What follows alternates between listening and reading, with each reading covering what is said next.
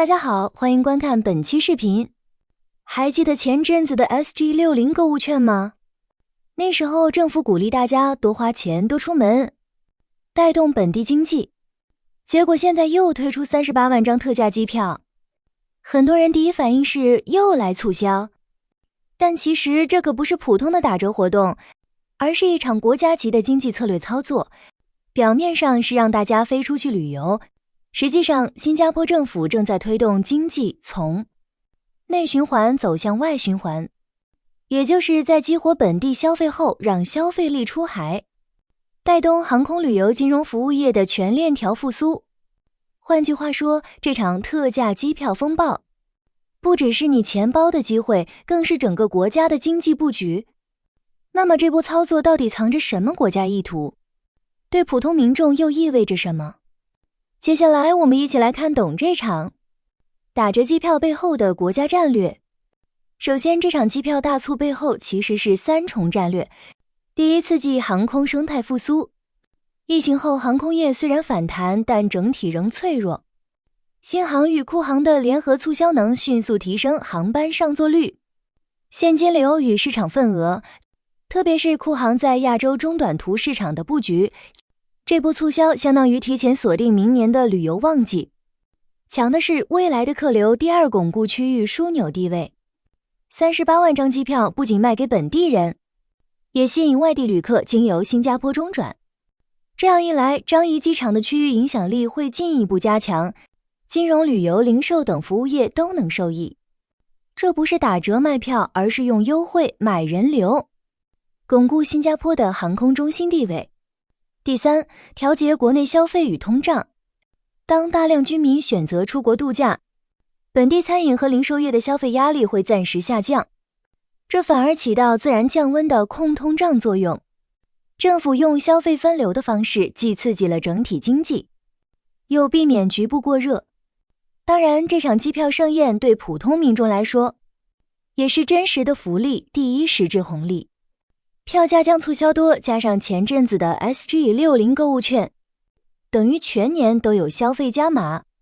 对家庭出游、年轻人旅行来说，这就是看得见的补贴，第二心理红利。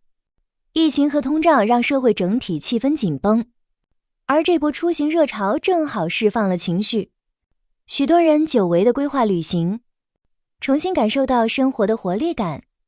这不仅是经济上的复苏，更是一种社会心理的松绑。第三，经济回流红利。虽然大家把钱花在国外，但机票、保险、外币兑换信用卡、消费甚至回国后的免税购物都会反哺国内产业。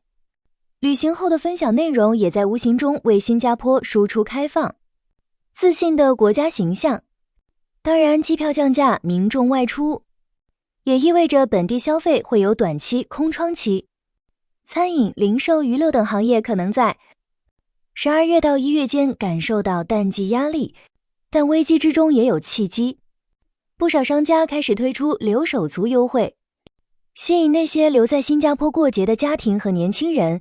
同时，许多餐厅、商场也在趁机强化线上销售和外卖服务，让生意不被人潮左右。